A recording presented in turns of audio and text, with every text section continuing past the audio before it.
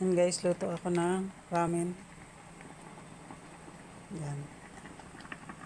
May konting anghang pala siya kasi may sili. So ayan. Ilagay ko na yung noodles, pinapakuluan ko. Bali, pinaka-branch ko na to.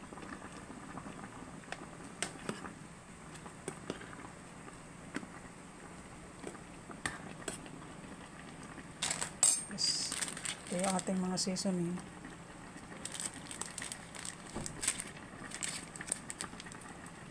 Sana hindi siya gaanong maanghang.